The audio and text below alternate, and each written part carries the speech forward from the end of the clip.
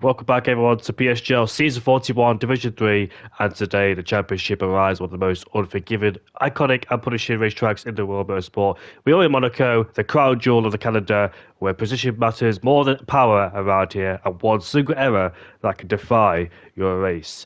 And coming into this weekend, the story is about one-man Polymachi, 3 races, 3 victories, Australia Spa, and last week at the United States, or 2 weeks ago, shall I say, at the United States Grand Prix, as the McLaren driver is in his form so far. A difficult start to the season where consistency slipped through his fingers, and he's reinvented himself at the wheel so far this season. He's more calmer, and luckily his internet is sorted out as well. And I don't think he's here tonight either, so he won't be able to continue his winning streak. 3 wins in a row he has so far, just like McLaren did last season. But last week in Kota, he delivered the performance of the season so far. Pole position in qualifying and controlled the race from start to finish, and he broke the DRS when it mattered against his teammates and withstood relentless pressure from Evan behind, who struggled to stay with his DRS range towards the latter part of the race. But he leads the championship. And we're here at the Monaco Grand Prix. This track, 3.3 kilometres with a bit of walls, barriers and blind apexes. Qualifying is just important. It's everything. 19 corners, 0 room for error, and no margin to recover if you overstep the limit as well. Through Saint-Devote, you need bravery through Casino Square, you need balance through the tunnel, you need absolute commitment as well. And in towards the swimmable section, where you can be fast and furious through that particular part of the session.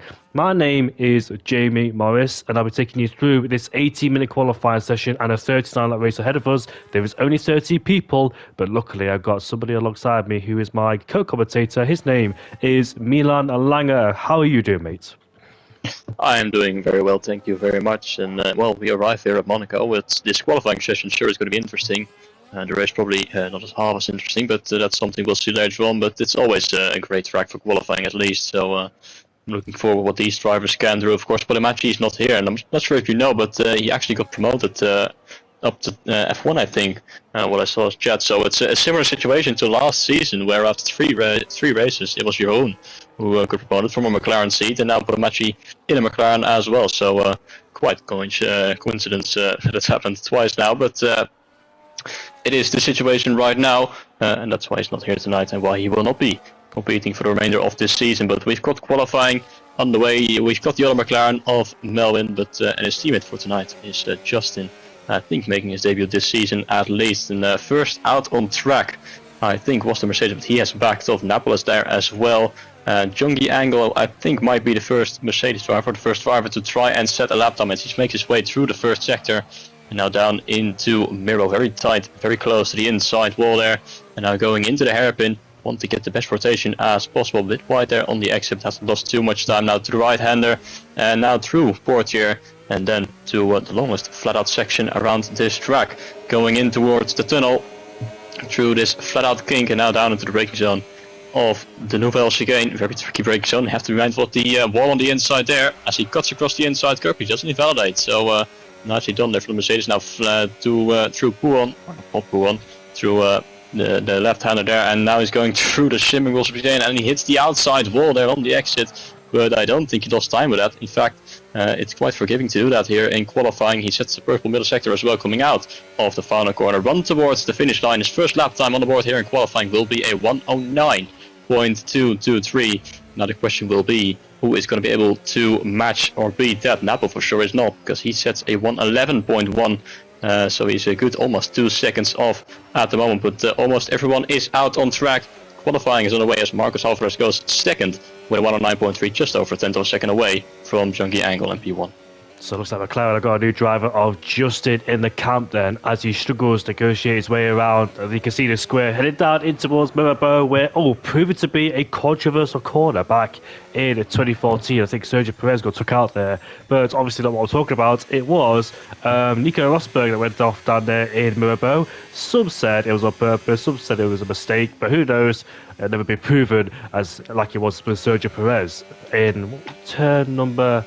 I can't remember what that right-hander is called, but Pascal Wehrlein and Button crashed back in 2017 and flipped over Wehrlein's car. I can't remember what that's called. That corner is Portier, where Perez spun there as he lost traction and qualifying ending right there and then. But DeMarco is on pole position as well. I think he's also one driver, or provisional pole, to say. He's a driver that's expected to keep an eye on because he's very quick as well. Proves to be the season, finished in P4, and I think he's currently P2 in the championship as well this season. So keep an eye on him. He's currently in a second place with 26 points, as we know, Machi, who has been promoted up to F1. So let's see if the RP driver now can try and steer his way around here in the championship as he classes the curb there, but I don't think he's on. Yeah, he is on the fly line. So let's watch his progress then as he now heads his way back into pit lane. So it's a very quick in lap there for the LP driver. Milan Dioso is up into P3 in the Racing Bull, another driver who was challenging on earlier this season as well. And Milan Dioso, who's had some good results as well, so keep an eye on him.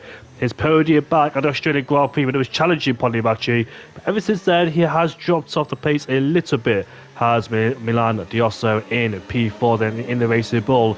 Pavatox as well in the Ferrari goes up in second place. The only driver inside the 8 so far is the Alpine, which is DeMarco in P1 there as well. So great effort for him. I think the pole up time in F2 was like an 8.45, I think it was. But so we're very close to that margin as well. If you get yourself in the 8s, it might solidify your pole position around this tricky technical circuit. But there is only 30 people here tonight as well, so won't be a lot of action, but hopefully we'll still get some good racing. Overtaking, as we all know it, is damn near impossible around here as well. You need to get up early in the morning to have a lunge with somebody on the inside in towards turn 1.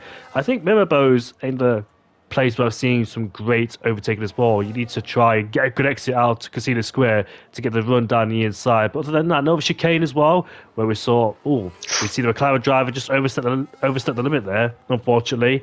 And he has invalidated on his lap time as he now makes his way through to back. As you said, it was poo on there. But yeah, two completely different racetracks, Belgium and Monaco, of course, a power track at the Belgian Grand Prix. And here Monaco is, a more technical circuit as well, as the barriers are so close. But as he makes his way towards the line, he's going to be an 8.5, which would have put him on pole position. But obviously, he couldn't know chicane, so he might have obviously gained a lot of time there as well. And unfortunately for him, that lap time won't count as he will go for another in lap. So he's the only driver so far on the board not to set a lap time is the McLaren driver, and he'll be looking to try and get himself within that frame in first, second, third. I believe he can do it, but it's all about trying to the lap time. Can he do it? That's the question. As he now spins around in the lowest hairpin, but yeah, it definitely seems like he is a serious contender for pole position, as his pace is quite similar so far to what DeMarco has shown, with an 8.6 still, half a second clear of Pavatox. But we know that Melvin does have the pace, but he just needs to get a clean lap in, as we got 10.5 minutes remaining in this session. And there's a few drivers out on track. Mighty Wombat is about to start a flying up, I think, or not. Now he's going back into the pit lane, so he went for it then. Chunky Angle, though, has started the flying lap in the Mercedes, the one who set his lap time first in the session, which was a 109.2. Let's see if he can find an improvement on that and at least beat Pavatox in the Ferrari. Beating DeMarco definitely is going to be a very difficult task, but he finds already 1/10 of a second through the first sector, so a good start to his flying lap. Let's see how he navigates through the hairpin. Yeah, there's different lines to be taken there through there, which see some drivers really throwing their car into there to get that rotation, sliding their way through, while others take it more cautiously as Junkie Angela makes his way through the tunnel and now navigate his way towards the braking zone, the heavy braking zone, the downhill braking zone, in towards the chicane, and cutting across the curve very nicely, getting very tight as well on the outside. On the exit as well can be very easy to hit there and completely ruin your chances, as he has lost a little bit of time in the middle sector, but he's still up on his time by almost 1/10 of a second. Very nicely as well there through the swimming pool section and down into Raskas, and the final corner. Can he find a way ahead of the Ferrari? Let's see, as he is about to cross the line, burning all of the battery, and he does so with a good final sector, putting in a 109.050 and just half a tenth away from a 108, which at the moment has only been set by DeMarco. Speaking of him, he is out on track as well in the Alpine. He's not the only one, as the other Mercedes of Gip Fart is out there as well. He's improving by a couple of hundreds through sector 1. And also looks like the kick shower would have Red Bull all out on track. So the second runs well and truly underway. But let's see what the other Mercedes can do. Currently down in P9 at the moment. But if he finds just 0.2 of a second, he will find himself in P6. But he does need to find those 0.2 of a second. At the moment, he needs to find a little bit more because he's only up, and he hits the inside wall there, and he's lucky to not get his wheel taken off there on the apex of the Nouvelle Chicane. As he now makes his way through the back, and he has found almost, well, over 2/10 of a second in the middle sector now into the final sector, very aggressively across the curves, but he's kept it within the white lines, but he hits the inside there of Vasquez as well, which has cost him a little bit of time as he now makes his way towards the finish line. Flat out, can he still get up to P6 is the question. Yes, is the answer. A 109.5, and the Mercedes currently in P2 and P6. Paul Milan there, unfortunately, he did invalidate in the Nouvelle Chicane, and to me, it looked like a very weird one because I've seen people, the way it looked to me, he didn't really cut the corner unless I'm looking at it wrong. I've seen people cut it more and not get a validation, so unlucky there for the Racing Bull driver. But DeMarco in P1 there in the Alpine, the only driver inside 8 with a spectacular lap time of an 8.6. Fabulous, as now we head towards the tunnel where Michael Schumacher, I think, crashed back in 2000. Oh, he's going to test my memory. I think it was 2004, 5, I think it was. As we now make our way towards tobacco. I haven't done my research before this, so yeah, that was just facts from my head. But look at this, look at the commitment he's got through here as well, through this Liverpool session. Just brushed the barriers on the entry there, headed down in towards Raskas, where we see many people fall foul to the wall on the inside as we now take away towards Anthony. Nose we go, get the nose pointed in. DRS open, and this is about to be a spectacular lap time with an 8.200. What a fantastic lap time there, and he's 8/10 clear of his nearest rival. Full risk, full reward, and I think Marcus unfortunately has sustained a problem down towards Raskas. Just seen him approaching there very slowly indeed. Provotox in the first set, so look at him drifting and sliding through. That's the way to take it nowadays. You don't really drift in Formula 1 cars, but on this game you do, and sometimes it could be the quickest way to negotiate and navigate your way around the I think it is the hairpin, of course, as now we head down towards the Nouvelle Chicane. Lock up on the inside there as well, but unfortunately he validates on the entry, and once again fell foul. It is so easy to overstep the mark going in towards the Nouvelle Chicane there. He was down in the other sector anyway, but I think Melvin goes up into P2 with an 8.440, looking to continue McLaren's progress this season. 3 wins in a row for the McLaren team, but can they get 4 wins in a row as well? They did the exact same thing last season too, when Jeroen Visser had 3 wins in a row. Then he got replaced, then I think it was somebody who came in and won the race immediately. I think it was back in Imola last season too. Here comes the Grandano coming towards the final corner, but I don't think he's on a represented lap time. And he starts the lap time too with low battery as well. So I think he's let's see if he try and improve on this lap time as we head down towards turn 1. But he's going for the attack right now, coming towards the hill. We saw that I think it was the Drake cover loose on the entry towards the Cassidio Square, where I think it was Rubens Barrichello who flipped it up. As now head down towards Mirabeau we go. He's 2/10 down, so not improving, but he did start the lap with one hand tied behind his back. And look at him as well, drifting through the corner. I remember as well, I think a few games ago, where he could go down in towards reverse gear momentarily. I'm not quite sure what game it was, but somebody did it, and yeah, it was so spectacular to see as well when it go down to reverse gear. Now we're headed down towards the Nouvelle Chicane we go. Let's see how he takes it. Of course, he's 2/10 down, so can he find a time up now as he gets back in the power once again, heading towards the back? We saw a massive crash back in 2008 with Nico Rosberg, and he has found time in this middle sector, has the grinder, but hits the apex, or hits the wall, shall I say, and unfortunately scrapes into the barrier too as we now head towards the final couple of corners, and now he heads back in the pit lane. So fortunately that lap time there is ruined. But Melvin, well, went a bit too deep in towards. Look at that as well. Look at this, just drifting here as well. This is what we will see the whole time.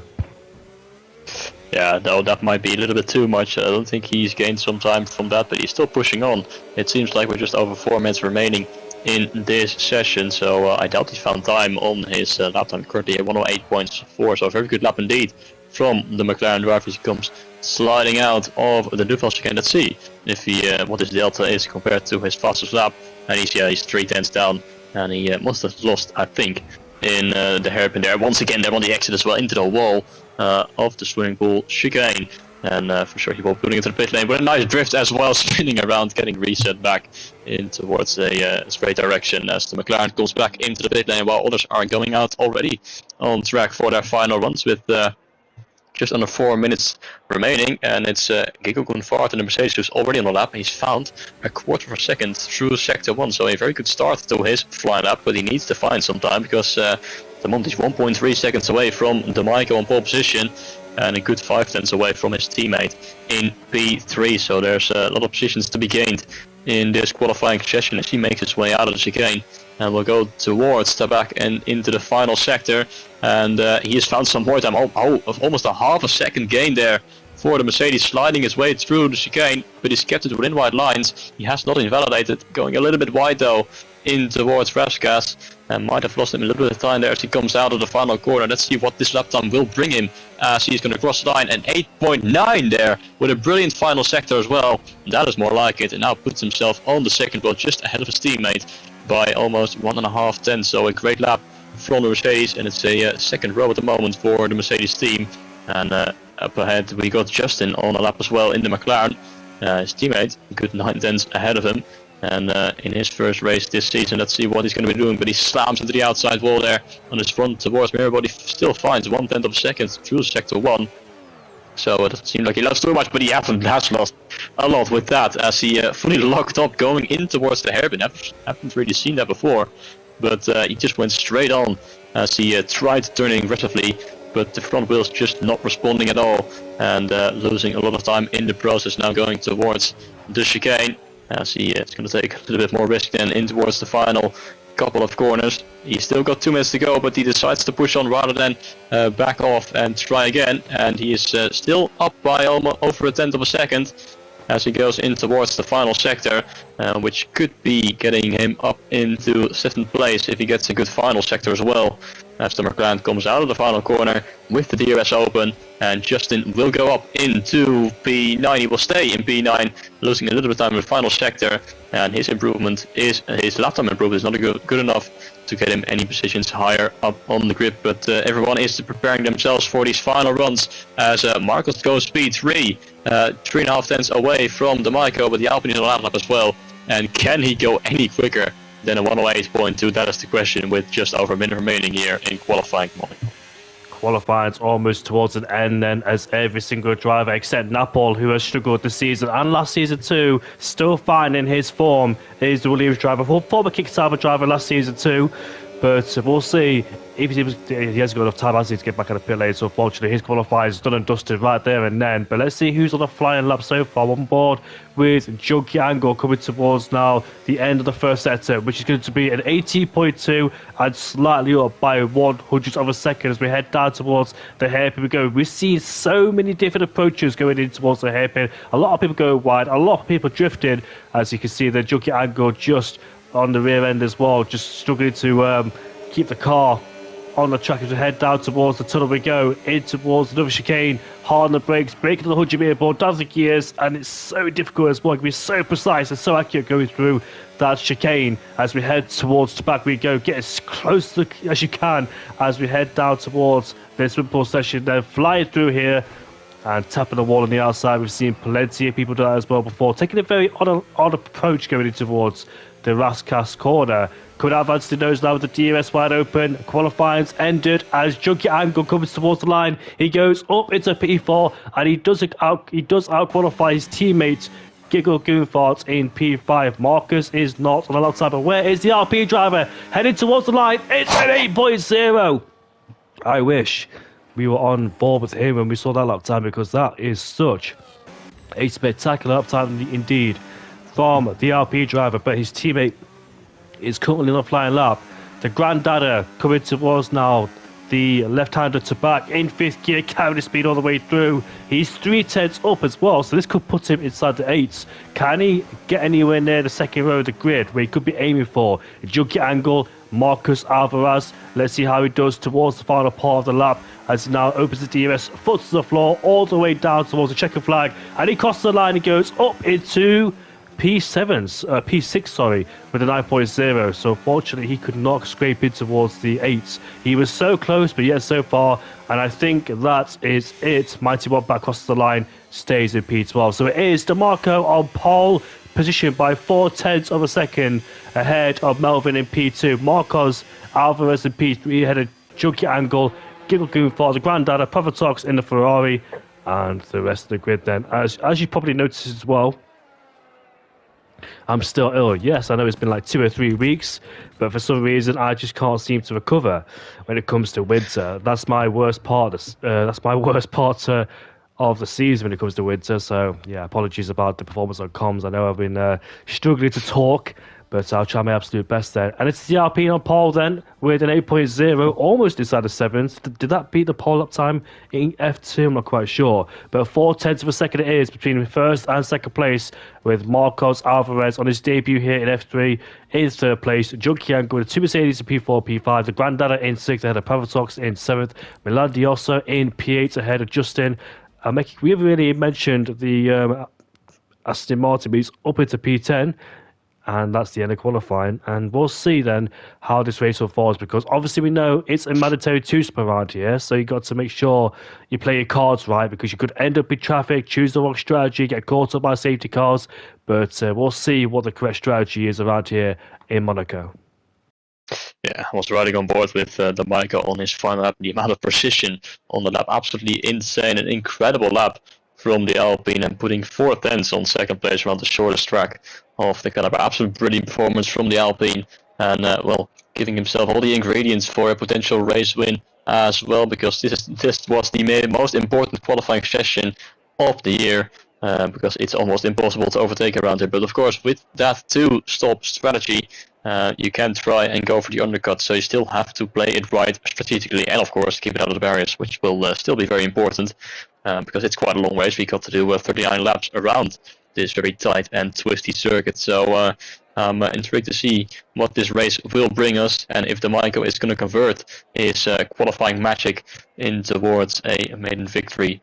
Which would be quite incredible, because it has been such a strong performance from him. But what can Melvin do in the McLaren? He was looking quite strong in qualifying as well, but just was not quite close enough there to the Alpine in the end. The start is going to be quite crucial as well. We might see some safety cars, who knows, if you retire on this track. It's very usual for safety cars to deploy as well, with the track being so narrow. So strategy-wise, of course, the two stops. So some drivers might opt for a softer compound at the beginning and try and get some positions in the earlier stages when it's still possible, and before everyone is settling into their rhythm. And others might try and starting on the hardest and use their softer compounds at the end of the race. But it's going to be very strategic as well. So I'm looking forward to what these drivers are going to do tonight. And who knows if the Maiko can win this race around Monaco. So it's going to be a great race, I'm for sure. Might not see the most overtakes that we've seen so far this season, but it will be a very interesting one when it comes to strategy. Exactly as well. What I like to do every time we come to Monaco in a league race is mention the 2014 race. Of course, with Jules Bianchi finishing in P9. What a spectacular race that was for the Marussia French driver, scoring 2 points. And it was Marussia's first points in the F1 history as well, overtaking Kuro Kobayashi in Rascat with a robust move, but he made it work, and he got a 5-second penalty for something. Not quite sure what it was. He wasn't 8th at the time, but I think his fellow Carpaccio Grosjean finished ahead of him. And Magnussen and Raikkonen came a cropper down there, didn't they, in the Lowe's hairpin, where they got stuck together. I think Magnussen sent a move on the inside of Raikkonen, and they both got stuck there as well. While Nico Rosberg went to take on the victory at his home Grand Prix where he lives right now. So, 39 lap race around here in Monaco. It's going to be so interesting because it's full of concentration as well, full of adrenaline, and you can't afford to take your eye off the ball at 1 minute, because if you do, you might find yourself in the wall and exceed the track limits as well. So it's absolutely brutal as well. Absolutely brutal around here in Monaco, and it's so pivotal as well to keep your concentration high at all times. We're just waiting for the drivers to elect the strategy and get this race going. Could be an interesting run down in towards turn 1, as you know what they say, no heroics down in towards Saint Devot. Will we see anybody trying that, I wonder, in towards turn 1? Such a tight corner going down in towards the first corner. Of course, we saw that massive power up, didn't we, in Formula 2 this season. I think was the Irish driver got involved down in towards turn 1, and they got caught up with some incident. I'm quite sure. It was a long time. It was actually quite a while ago, even though it was this year. So I can't remember what his name was. The F2 driver, is it Alexander Dunn? Yeah, he was very definitely involved in that massive pile we saw this earlier this year. Yeah, it was Alex Dunn as well. The F2. I think he's the championship leader. I'm not quite sure. I haven't caught up with F2 for such a long time. It feels like a long, long time since F2 has been on. But of course, I think they return back to Abu Dhabi in a few weeks' time, do the F2 category. But we haven't talked about Vegas just yet. And wow, I don't think we have much time to talk about Vegas after what happened there. But both McLarens getting disqualified after I think it was something to do with the plank. And yeah, it's just an absolute shame for McLaren, especially in this tight championship fight between Verstappen, Norris, and Piastri, and it just makes it even more interesting, doesn't it? And it's just, to me, it just feels so silly how someone can make a small mistake like that, especially towards the end of the season. And McLaren will definitely, if Verstappen does win the championship, it may make a job for him. But here we go then, 3, 4, 5 lights. And we're underway here at the Monaco Grand Prix, and the yellow flags are ready, but it seems everybody's got going off the line as we head down towards turn one. The two Mercedes going side by side. Contact there in the background. It's an RP driver who gets caught up, but I think he gets put sideways, then back to normal. I think somebody made contact with him, then he faced the right way again and keeps going. Luckily for him as well, I don't think there's no major damage down there as well. We've got the Aston Martin side by side with the Williams. That's Napoli versus Raw headed down. It was so tight going down. They remember that crash in 2014, I think, with Perez, who got taken out of the spot there on lap 1. But it looks like a clean start so far, other than that mishap we had down in towards turn 1. It's still DeMarco in first place, leading by 0.5 of a second. So there are the strategies. They're medium and soft compound tyres being used. And we've got 2 people on the soft compound tyres as we head down. Out of control there was the Aston Martin in the background. He just went sideways, headed down towards the chicane. Reminds me a bit of Joe Guan Yu style. And Kimi Raikkonen when he sent Adrian Sutil out of the race back in 2008 when Sutil was in 4th place. But we end off lap 1. It is DeMarco in first place ahead of Melvin, as in the pit lane is Giggle Goonford to get rid of those soft compound tyres, which is quite interesting. So is it like it's going to be soft, hard? Get the softs immediately, put yourself into clean air. Bearing in mind though, there was about 13 people in this race, so not a lot of people to get through, and maybe trying to get clear of his first stop and see where it puts him. Is this the right strategy call, do you think? It's definitely an interesting strategy because it will put them in clean air. So I can see why they went for it, as he might have crossed the pit line on exit there. But yeah, he's now in clean air, so he can push freely. Well, instead of being stuck in traffic like most of these drivers will be on their first in, so he can gain time through that. But he will have to make these tires work.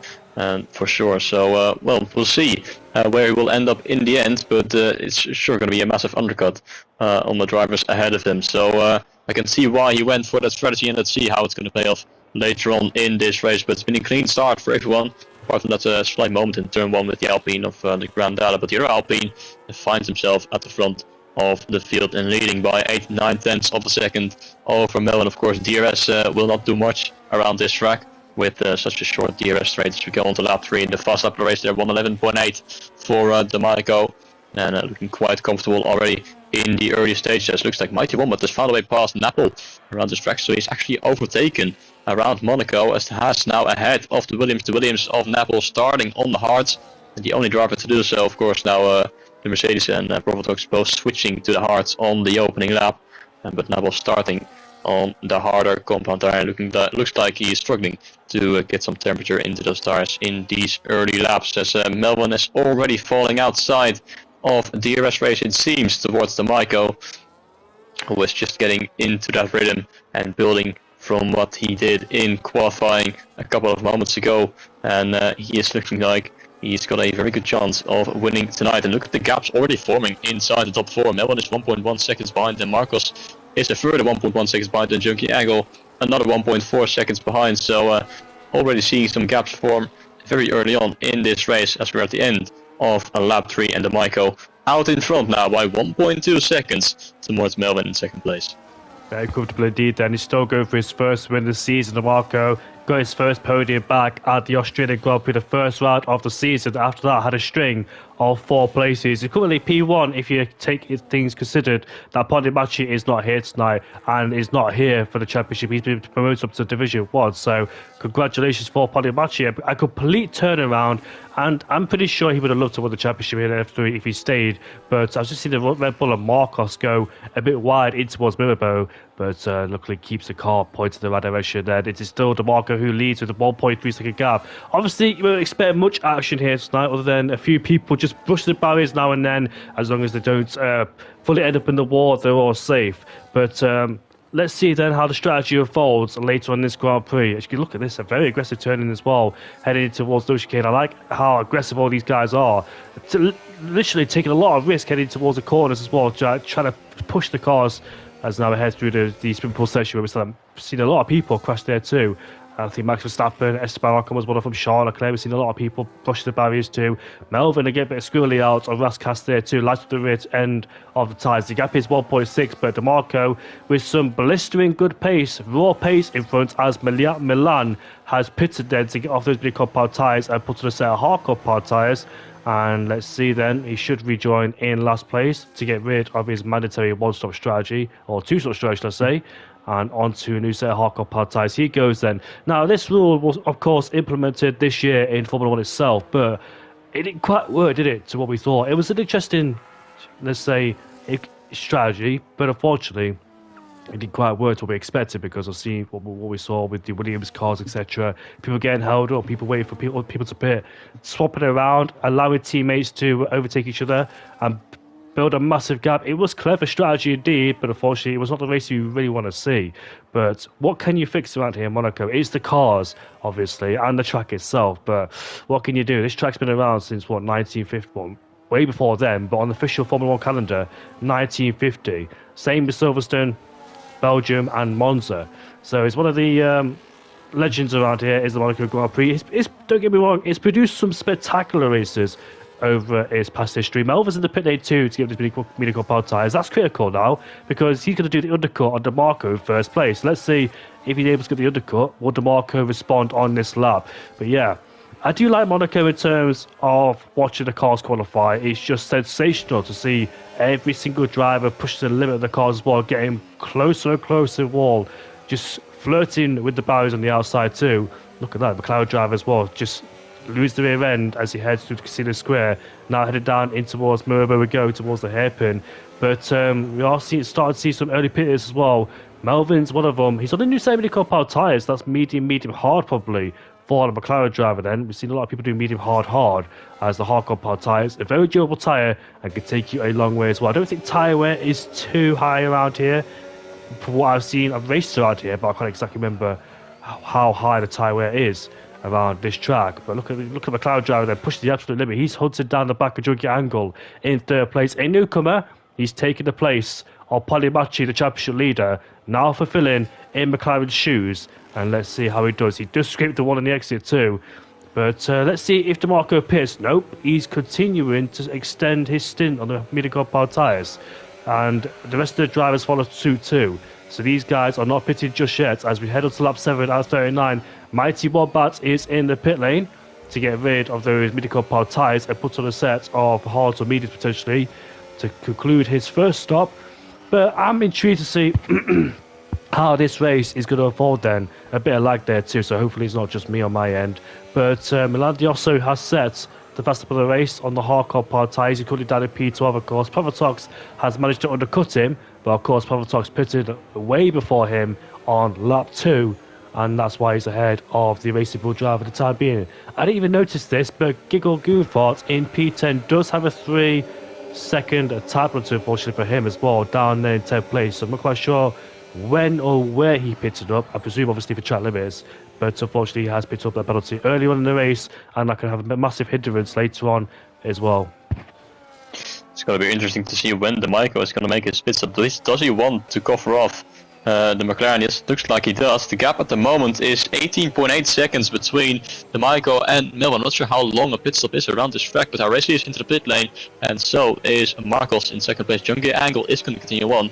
But it's going to be very interesting to see if he's going to be able to come out of the McLaren driver who pitted 2 laps ago, coming out of the final corner, whilst the Michael coming out of the pit lane. It's going to be very close between these two. There he goes, side by side, maybe down the start finish race. Fast lap of the race there from Melbourne, and he's going to take the lead of this race as we go towards turn 1. And it's the undercut being completed there by Melbourne. He's onto the mediums as well. The Michael is onto the bench of hards, so they're on different strategies. But Melbourne has successfully pulled off the undercut, and that is going to make things a bit more difficult then for the Maiko, even though he's now on the hard, so he will lose out a little bit. Should be in this stint, as the mediums will have the tire advantage. They're now catching up to the back of Napol there as well, so they need to get by him as soon as possible, as well cannot afford to lose much time behind the Williams, who is on these hards since the beginning of this race.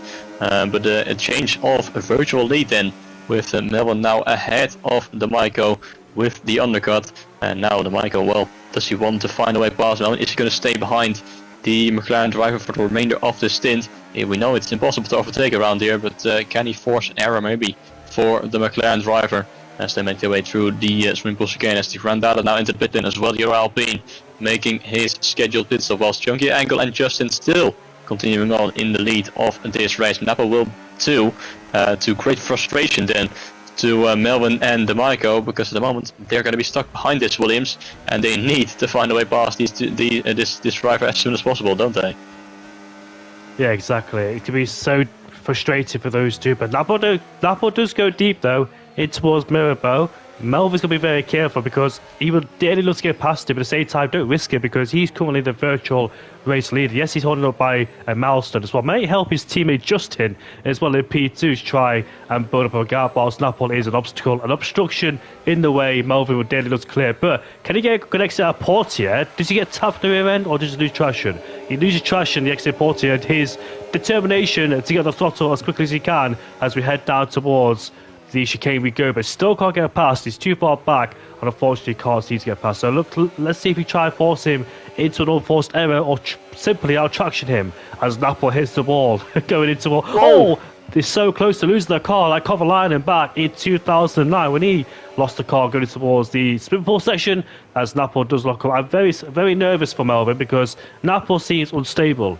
I meant the car, sorry.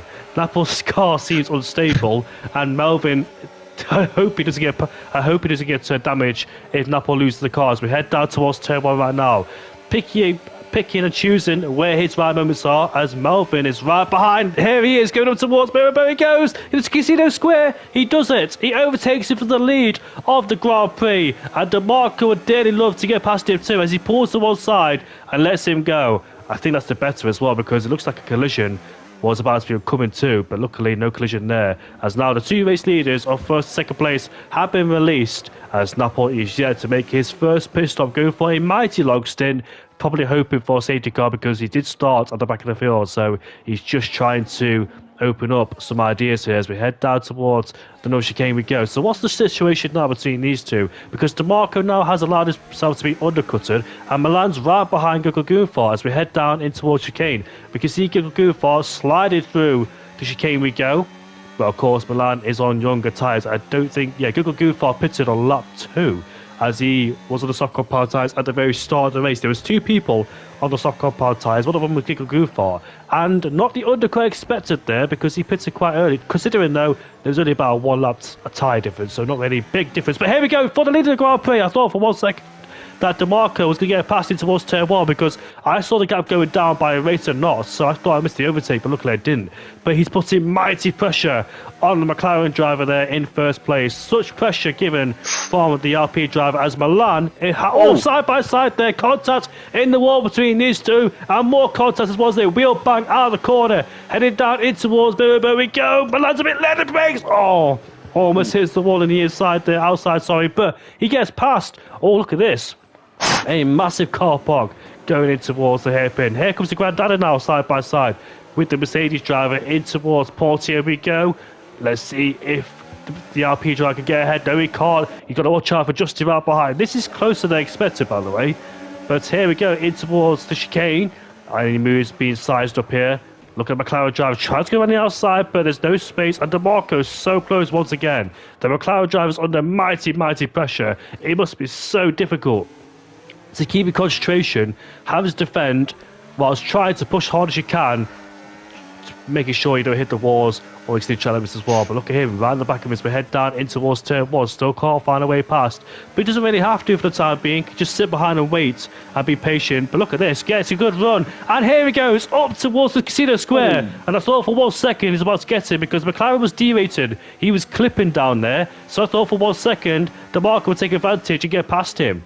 But stays behind him for the time being. The 2 Mercedes drivers swap places too. Look at this, there's a massive train right behind the Ferrari driver Pavatox, who's holding these guys up, and Milan Diosso, I bet he's relieved and glad to get past him as quickly as he can so he can start building a gap as well, because these guys are contact as well. It reminds me of somebody's in the wall there in the background, Mighty Wombat. It's just a massive concertina effect going in towards the hairpin, like 2008 when we saw, I think, the BMW Sauber making contact with Fernando Alonso, and I think it was Kubica or Heifeld who got caught up in that spin. And it caused a massive pile up there as well. But so far so good for the 2 leaders, but Melvin's under massive pressure once again as he makes a mistake. There's no way short of Marco. I think his best bet is to be patient because he clearly got the pace. But how calculated is he in making a move? Sorry about that. As we head down into towards turn 1 we go. Is this a chance? Is this a chance? No, it's not. He stays behind. But what about the last time? He gets a good exit out of turn 1. Can he out drag him in towards the Casino Square we go? As we head up towards the hill. No, we can't. Look, he's trying to exchange different lines. You've seen something else, are you, Milan? Yeah, a lot of fighting going on at the back end of the top 10 there. Multiple cars putting into the wall there as the Aston Martin gets squeezed up by the Red Bull, and so did the Sauber a moment ago in the final corner. Their elbows out there at the back end of the top 10, seeing more action than we usually see around Monaco, and it's actually front wing damage for KDRDN as the fight up ahead is there as well for P8 and P9. But a lot of fighting here in the middle. Huge train as formed behind Hugo Fardas. The Marcus getting all out of shape there. And Marcus is down in P11. He was at the podium places early on in the race, but due to his late pit stop, has fallen all the way outside the top 10. And that must be really frustrating for him, as he currently finds himself stuck behind the Sauber. As the Albion of the Grand is looking to find a way past Hugo Fardas in towards the chicane. And the Mercedes goes way too late on the brakes. Contact between the two, and almost spinning around. The Mercedes got front wing damage, and looks like the Aston Martin of Adamico has crashed in the chicane. He becomes our first retirement. No safety car or even a VSC. So the Aston Martin is out of the race. Looks like he's the first one to claim the inside wall. There's into the inside. There goes Justin in towards Vasquez. What a bold move there as they get contact on the exit as well with the Grandad. It's all out of shape here as they go side by side between Red Bull and the Sauber coming out of the final corner. Oh, that Marcus almost losing control there, whilst Milan Diosso is going to go up the inside there of Napoli in towards Casino Square. It's a great move from the RB, who now finds himself in P3.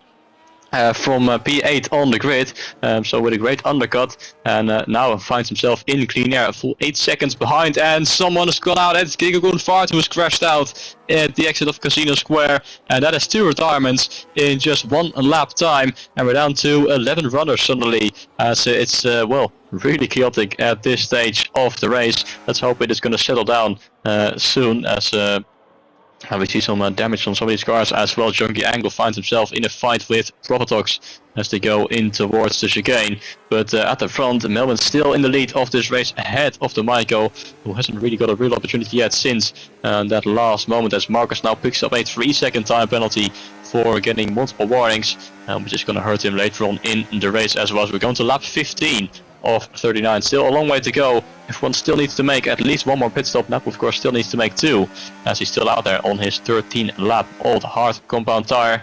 We're still waiting for him to make his first pit stop, as Provatox and Junkie Angle will be closing up the gap towards the Williams driver in a few moments time, as he is really losing time. Already dropped behind 2.5 seconds toward Milan Diosso, who got past on the previous lap, but it seems like it has settled down a little bit after what were quite a few chaotic laps in the previous few laps, where with quite a bit of contact, quite a bit of fighting, but now we're on lap 15. It looks like it is starting to settle down here in this second stint.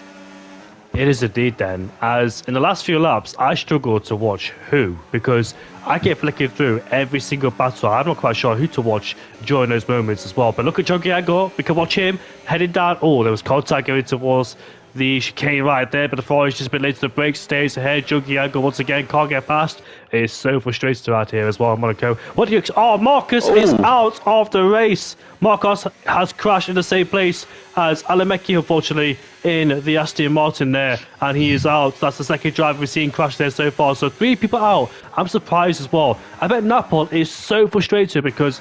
Oh, he's definitely frustrated now. Because he's got a 10-second time penalty. But here we go up the hill. I'm on the outside, is it? Oh my goodness me. Contact between the leaders. He almost lost the car. Unbelievable. DeMarco tries to go around the outside, but he almost lost the car as McLaren stays ahead for the time being then. Leon Diossi is licking his lips if this battle continues to intensify like this. But absolute pandemonium in this race. Chaotic, eventful.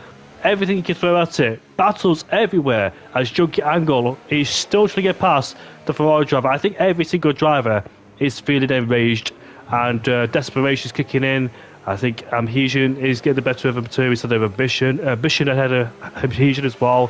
So a lot of drivers lose their temper, so frustrated. What do you expect? It is the Monaco Grand Prix, so a lot of people are desperate to get past. Here comes Junkie Angle, surely with a better chance. Nope.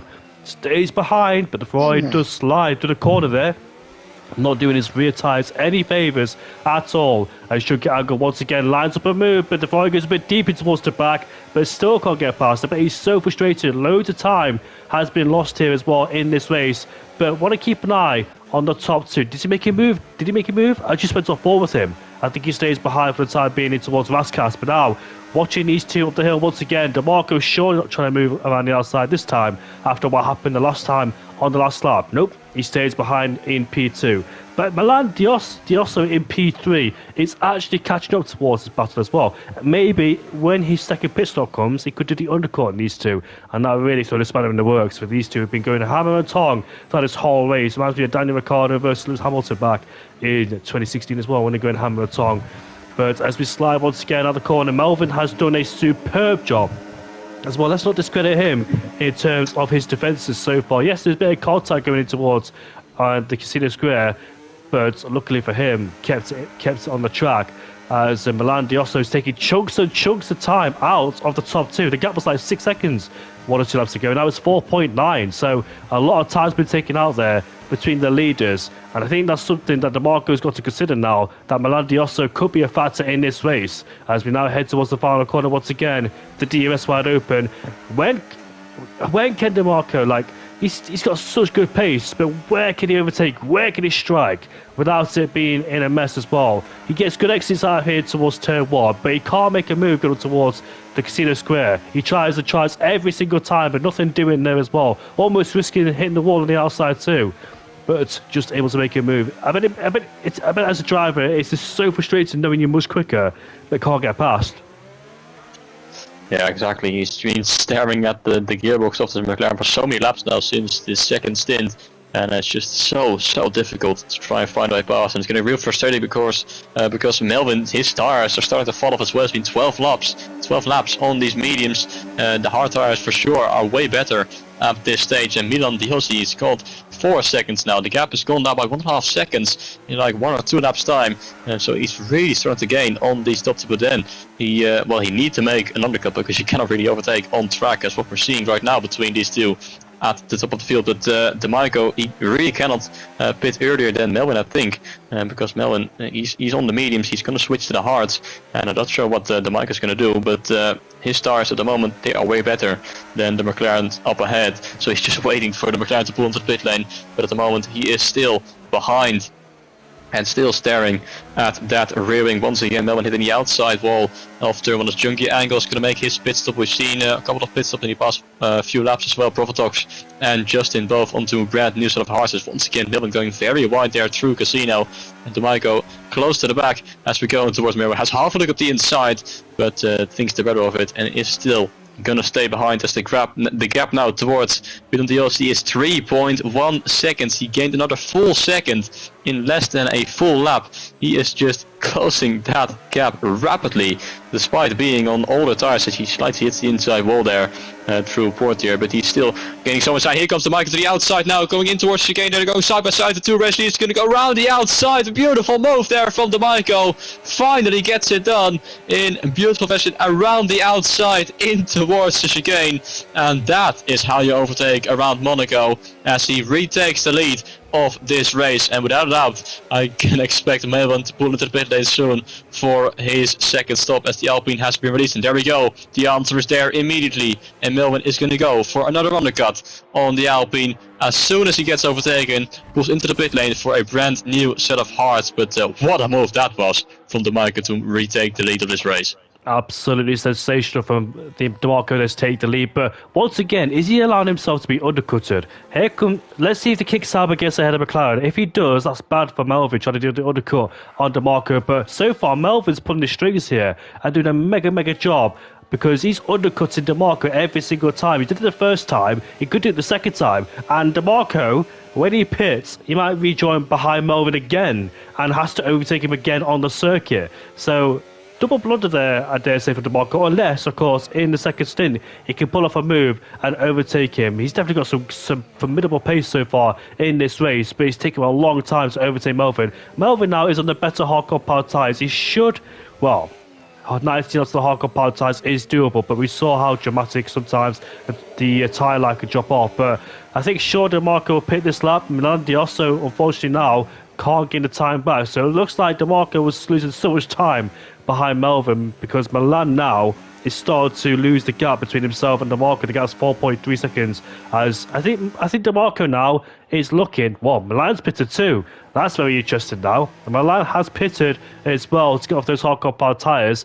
And let's see if it's the mediums or the hards. It's another set of hardcore power tyres. And should he get ahead of that train coming right now towards the final couple of corners? He should do, with KDRN in 4th place and Pavarotti. He would dearly love to get ahead of the train, and he does. So let's see if Milan Diosso on new hardcore power tyres can perform the undercut. Well, I dare say he did go a bit wide out of the pit lane extra there. But here we go between the Ferrari and the kick side by side up the hill. Pavarotti tries to go around the outside in towards Massenet. Can he do it? Has the speed, the confidence, and the grip? He does not yet. Oh! Contact between the two as the kick Sauber goes back, and he's got damage as well as we head.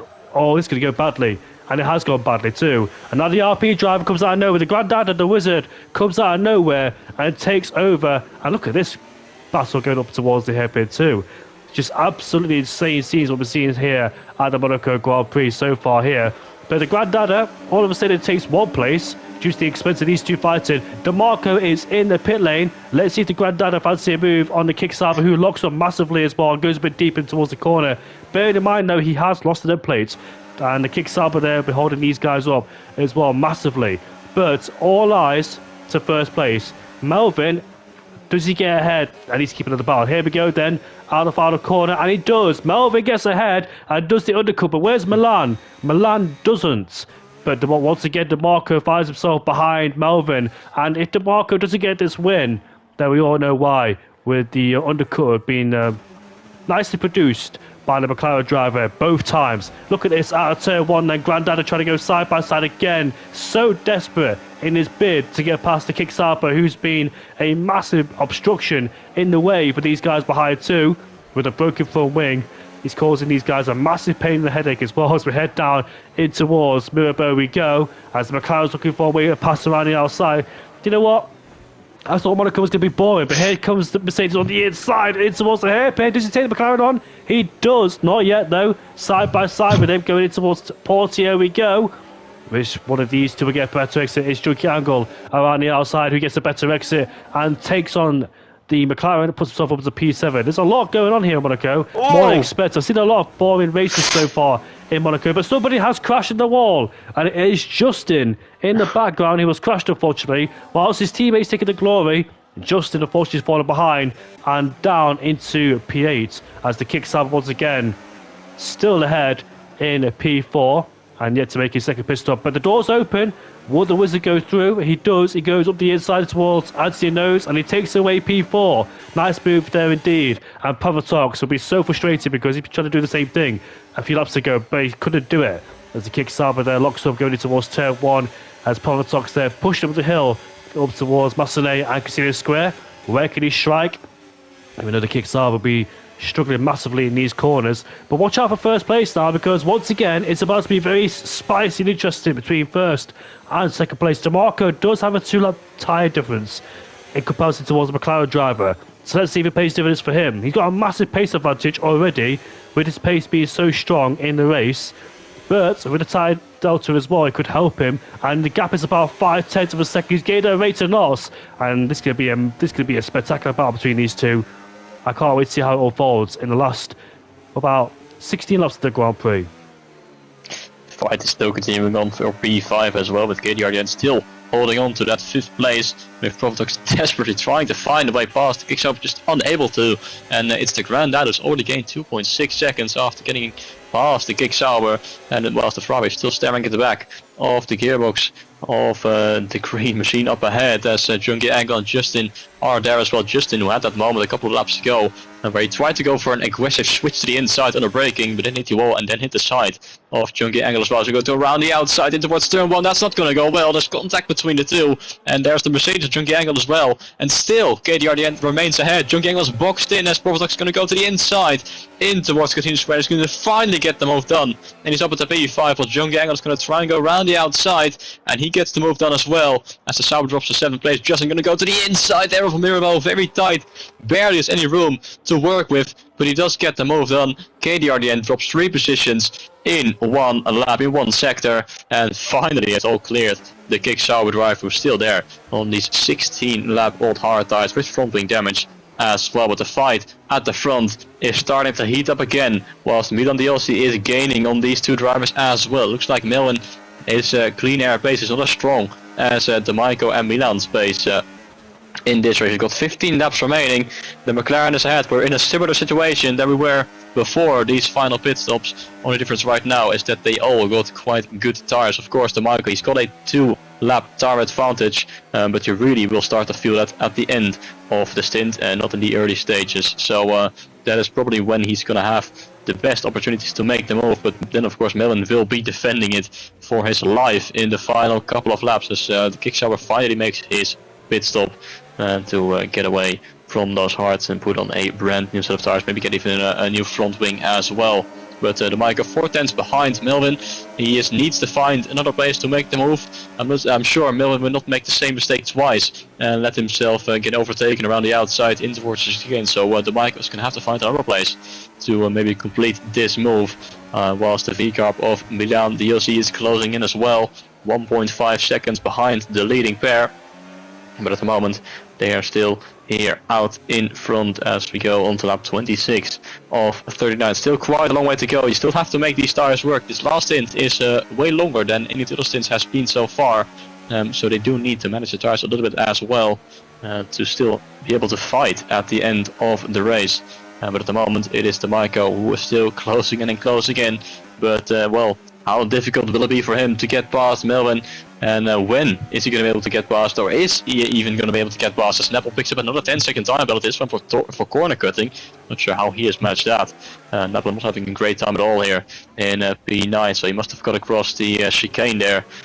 So another dramatic race for the Williams, it seems, as he is taking some interesting lines here at the end of his lap. But the Mike got 3.5 tenths behind the McLaren. A little bit too far behind to have a good, real opportunity to go for the move in towards the chicane.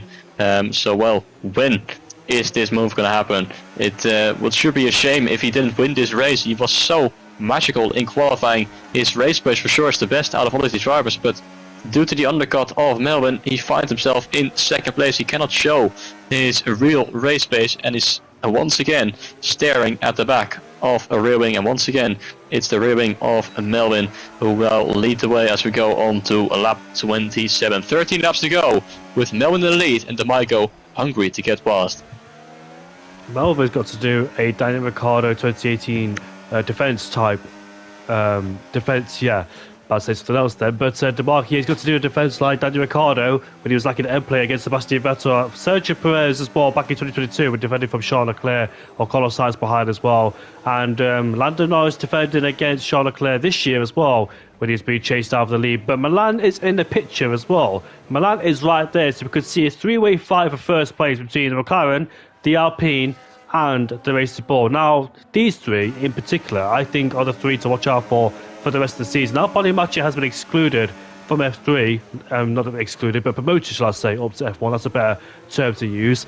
These three have got some relatively good pace as well. They've been on the podiums multiple times this season as well, and they're all going for their first win of the season. Melvin, DeMarco, and Milan for first, second, and third place here. 12 laps left to go, and DeMarco did the hard work in the first stint by doing the overtake, but it took him such a long time.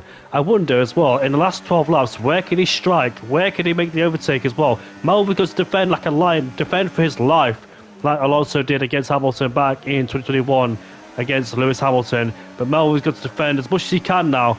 I know it's easier said than done, but planting the car in the middle of the road, although we see Melvin slide all the time and now breaking himself, etc. One slight slip up and DeMarco could go through. But Melvin, all he needs really is save battery in the most obvious parts of the racetrack and use all of his ERS down the straights. For example, in the tunnel going down towards the chicane, out of turn 1 up towards Massenet, out onto the nose going towards turn 1. As long as he uses the battery as well, you should be okay. Just manage the ERS and we'll see if DeMarco can respond. But if DeMarco doesn't win this race, I bet he must feel so frustrated to be allowed undercutting himself twice as well, because he had such good pace. But unfortunately for him, the wrong strategy calls were made. But 11 laps left to go in this race. Still got 11 chances to think about when and where can he do the overtake. And Melvin's got 11 laps to defend as well. He must be so on the edge for Melvin in first place there, try and keep the RP driver at bay for such a long period of time. He's had to do the whole race. And it's not an easy task to do either, especially a track like this where it's so easy to make one mistake, and that one mistake could end up in the wall and your race potentially over. We've got 3 drivers out of the Grand Prix so far, which is Marcos, Giggle Goofart, and Raw down in P13. Those 3 are out of the race. All 3 of them crashed on the track, but surprisingly no safety car was deployed either time as well, because they were in the middle of the road. Napol in P10 on a new 70 compound tyres. I believe he's done his second stop. Every single driver in this race have done their second stop, so it's all about then going towards the end of the race. Now let's see how it happens. Milan will be rubbing his hands as well. If something happens between these two at the front, if something goes wrong, then he is there for the taking to take away and steal away a potential race win. Who knows what will happen? We saw them getting feisty through Casino Square very early on in the race. And of course we saw that overtake in the second chicane, or the Nouvelle chicane. So if something happens between these two, Milan still has got a great opportunity of potentially winning this race. But we've got 10 laps to go in this race. Melvin still in the lead of this race by a couple of tenths of a second ahead of DeMarco, who is still looking for a potential gap, a potential mistake from the McLaren to capitalize from, to make that move. But at the moment, Melvin is doing a good job. He's doing a good enough job to maintain his position ahead of the Alpine. He is keeping his calm. He is not making many mistakes, and at the moment stays in first place and on course to win the Monaco Grand Prix. But DeMarco will want to change that. He started from pole position. He got 4 tenths ahead of the McLaren in qualifying. He knows he's got the pace to win, but at the moment finds himself in second place and still needs to find a way past. And he's still got 9 laps to go after this one to make that move, or to attempt the overtake at least. Well, the question is going to be when is he going to go for that move, and when? What will Milan do in P3? Is he just going to stay behind and hope that the 2 cars in front of him make the mistake, or go off with each other, or will he try and get past the Alpine himself? Who knows? As we go on to lap 31 of 39 out of the final corner. Once again, a mistake is so easily made around this track, but these 3, they have been phenomenal so far in this race. 19 seconds ahead of the Grandada in P4. Yellow flags are out, and I think it was Mighty Wombat who might have had a moment in the Haas, but he hasn't got any front wing damage. So unfortunately is able to continue his race. The gap's 2.5 tenths between the top two. They still need to do 8 more laps on these stars. They only did around 14-15 on their first stint of hards, and they will have to be doing 18 to 19 laps on this stint. And it's Milan pushing the Alpine through the corner, through the hairpin, the slowest part of this track, the slowest corner on the F1 calendar, and certainly the corner where you really want to go side by side through, as it always gets way too tight, like we saw with Magnus and Raikkonen back in 2014, which gave Jules Bianchi his points finish P9 for Marussia back in the day. But at the moment, the Maiko is thinking about what he can do, where can he go for the move, just observing Melvin's lines every single lap and trying to find a way past. But at the moment, there's not much he can do. He needs to hope for some sort of mistake for the McLaren ahead and then step through underneath. But at the moment, Melvin is doing an incredible job in this second stint, managing the battery as well to ensure he's got enough to defend against, especially on corner exits. He will be struggling towards the end because he does. The Maiko does have a 2-lap tire advantage, so he might start to struggle with the tires at the very end of the race, and then it's when he needs to have that battery in hand so he can deploy it on the corner exits. And he goes a little bit too deep there into Mirabo, but not deep enough for the Alpine to have a real opportunity, as he slightly taps the back there of the McLaren once again. And these three just following each other's lines for this final stint. The top three so close to each other, but at the moment no moves are being made, and it's still Melvin out in front, ahead of the Maiko, ahead of Milan in P3. Would it finish like this, or are we going to see some late moves in this race to potentially shake up the order on these podium positions? Well, stay tuned for the final of the Grand Prix, because this could end in spectacular fashion between these three. Who knows what the order will be? Will DeMarco ever make the move? Will Melvin just have enough to keep at arm's length and at bay in second place there? And if he does, then what a spectacular race Melvin has done. Methodically thinking a strategy to do the undercut twice has worked, and it always proves why track position is key. But if someone like DeMarco, who's really good at overtaking, can he do it again for the second time? We did the hard work in the first stint, and Milan is getting closer and closer. Oh, for 1 second I thought Milan would fancy a move down in towards Massey, but just a bit too far back, trying to make his opponent just nervy a bit as well, trying to put him off balance, because DeMarco essentially is in a cork in a ball there in P2, a filling in a sandwich, as they say, and he's thinking about attacking and defending now, as he has two things to worry about now: getting past Melvin and thinking about Milan right behind as well. Milan's doing such a good job as well in P3. He was one of the people that pitted very early in the race as well, getting rid of those medium compound tyres on lap 3 and putting the set of hard compound tyres. He's driven a stunning race so far. Started down in P8, and he could be on course for his second, or obviously he will be on course for his second podium of the season, but that could be a win though. But DeMarco there doing a Lewis Hamilton back in 2008 and tapping the wall in the exit in to back as well, but this time gets away with it, just gently brushes the tyre wear, kissing the barriers every time they go past. Now he exits the final corner, as he knows, where it's once again just very easy to drop it out of the exit of the final corner if you step on the gas a bit too much as we head down in towards turn 1. I can't fathom the pressure that these guys have, as what's happened here with the Williams. Napol's gone for a spin in Portier, facing the wrong way, but unfortunately he's broke his wing. But luckily for him, there is 10 drivers left in this race, so points are guaranteed. But now we're coming towards the closing stages. DeMarco is running out of chances to overtake Melvin. Melvin's got 5 more laps to defend from this. He learned his mistake in the first stint, but bearing in mind though, on the first stint he was on the medium compound tyres, where his tyres dropped off dramatically and therefore could not hold back DeMarco anymore. As we head down towards the Nova chicane we go, and once again the Williams driver, who has become a nuisance down into towards the pole station. I wonder if he's stationary still. He's got going once again. Hopefully there's no safety car being caused, but Napol, unfortunately, having another difficult season, it seems. But look at DeMarco, he's right behind too, going in towards the final couple of corners on this racetrack. It is Melvin who leads ahead of DeMarco. These guys separated by under a second, the top 3, as there is about 4 laps left to go in this race. Can DeMarco overtake Melvin? Or has Melvin done enough to keep at bay, or will he do enough to keep at bay? Only a few laps to go. Melvin is doing enough to maintain in the lead of this race, but DeMarco He's still getting closer and closer, still looking to find a way past. Milan is checking the inside occasionally as well to try and spot an opening. And he's going to go for the inside in towards the hairpin. Milan to the inside off the mic. They're going to side by side, but the Alpine's going to have the inside line for the next right-hander. There's contact on the exit into the wall.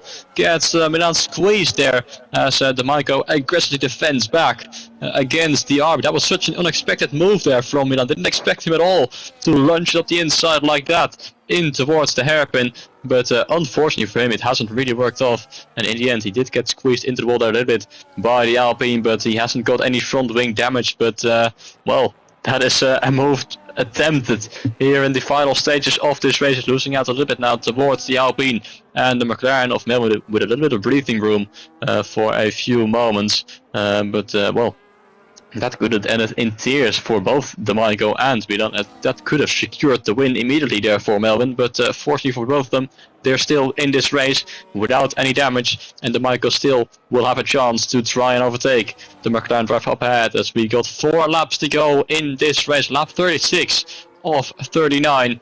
And the gloves are getting off in the late stages of this race, and Milan will be looking to try and go for it once again, but I'm sure D'Amico will not make the same mistake and will try to cover off a potential attack, as yellow flags are out in the Raskas corner there, and it was Justin in the McLaren who went for a spin, so he must have clipped the inside wall with his rear right tire, which sent him spinning around down in P8, but no damage done for the McLaren, whilst the other McLaren is still out in front by 0.4 of a second now ahead of D'Amico.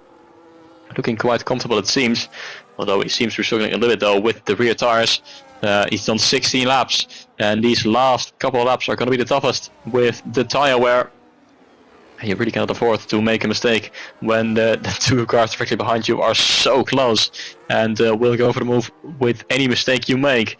As we go on to lap 37, only 3 laps to go. These laps flying by, one of the shortest laps around the calendar.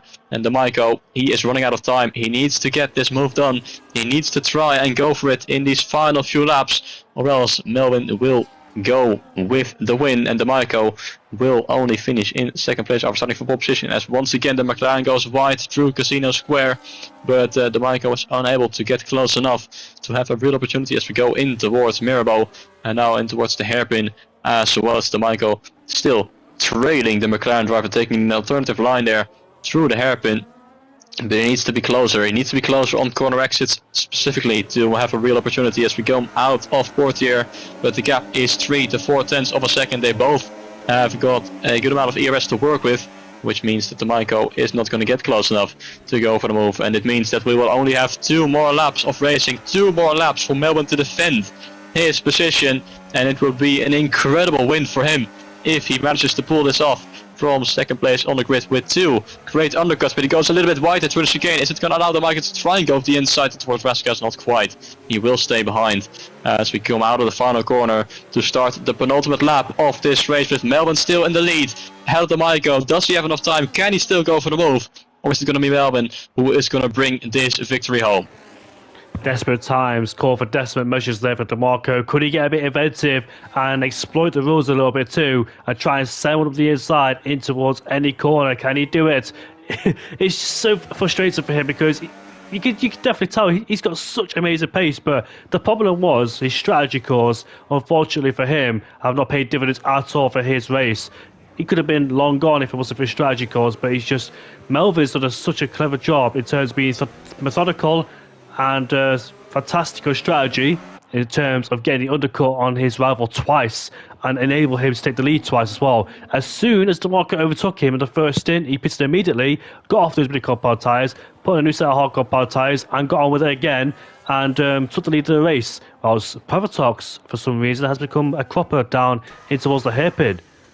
And luckily for him, he escapes with no further contact. I'm not quite sure what happened there for him. He looked like he spun before the corner in towards the hairpin. But all eyes on the top 3, because the last lap is going to come down to a showdown between these 3.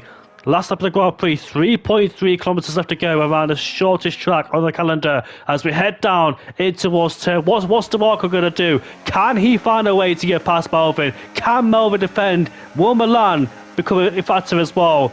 I bet the tension is so high. The nerves are juggling because Melvin's going deep in towards the corners because his tyres are dropping off dramatically as well. But it's one more lap, Melvin. He's done most of the hard work so far in this race. It's just one more lap. Keep it nice and clean. Don't take any risks whatsoever now.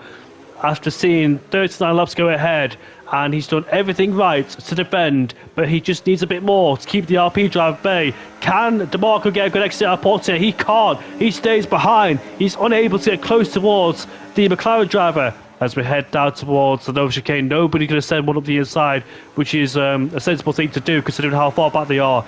But I think that's the last chance there for DeMarco. I think his dreams of winning here in PSGL Monaco has been taken away because Melvin's strategy calls have been superb in this race. He get himself above DeMarco twice. Oh, down the inside goes Milan. He shoves him out of the way. He literally shoves the RP driver out of the way. But here comes Melvin to win the Monaco Grand Prix. What a spectacular drive for him. But Milan Diosso finishes in P2 after a send up the inside in towards Raskas. Came out of nowhere. And DeMarco will finish in P3 to add more woes and misery to his race after having such a fantastic qualifying with an 8.0, 4/10 clear of his rivals. But in the race, the strategy has gone downhill. Yeah, it's just the undercut. That's what cost him in the end. Final nail in the coffin there for the RP driver. That's going to be a penalty. It's like a Jules Bianchi situation back in 2014 when he overtook Kobayashi like that. I think that's the exact same reason why Bianchi picked a penalty on that day too, when he sent a move up the inside there. A bit robust, optimistic. He definitely did push him out of the way. But DeMarco will be absolutely frustrated after knowing that a chance of a victory could have been there. But I think the problem was too, it was like in the first stint, or the second stint, shall I say, he was on the mini compound tyres, wasn't he, Melvin? And that's why DeMarco was able to get past him easier. But because they were on the hard compound tyres on the third stint, that meant that they're a bit more on a level playing field. Yes, there was a 2-lap delta in terms of the tyre difference, but not much of a difference indeed. And that's why Melvin could have probably held on. But superb defence. And I think definitely one of my drivers of the day for sure, Melvin, because he defended for his life there, literally. And look what it got him. A win in the end. What a spectacular race for him. Yeah, like I said at the beginning, just before this race, yes, the pole position around Monaco is very important, but you need to get your strategic decisions right as well, and which is exactly what Melvin did, and where DeMarco might have lacked in this race. Twice getting undercut by the McLaren, and which in the end costed him the race win. And of course, he will not be happy with that move by Milan in the final corners of the final lap. So I wouldn't be surprised if the RB will see a penalty coming his way, but that would only drop him back behind the Alpine at most. But wow, Melvin with an incredible win with the fastest lap as well. Milan actually from 8th on the grid was in the fight for the win, so still a great comeback drive and a great strategic play from him as well to put himself in that fight. But it's Melvin victorious here in the streets of Monaco, and it's a well-deserved victory after incredible defense, incredible strategy, and he is going to continue the McLaren streak to make it 4 wins in a row, and continues where Polomacci left off in the previous 3 races. Incredible drive from him, and a very well-deserved victory. Sounds like last season. The story is just the same as last season, but with a few twists and turns as well. When we saw Juventus take the first 3 wins of the season, then I think it was Artem who came in and won the Imola Grand Prix. I remember his name because I literally forgot, but luckily I just remembered. So that's the Monaco Grand Prix, done and dusted for round 4. Next up is at the Austrian Grand Prix, and we always know we can expect a lot of action there as well, with 3 DRS zones and long straights. We'll see you all at the steering hills at the Austrian Grand Prix, but for now, the Monaco Grand Prix is done and dusted. It's been a chaotic, eventful one indeed. Despite only 12 drivers, we definitely had a lot of talk about and to review in that race too. But for now, the championship move over to Austria. I'm Milan Langer. Thank you very much once again for commentating with me. Absolute pleasure as always, mate. Yeah, thank you as well. It's been great fun as always, and I'm looking forward to the next one. You're welcome, and yeah, looking forward to the next one. I'll see you all later. Goodbye for now, and take care. Have a good weekend, and enjoy the Qatar Grand Prix as well.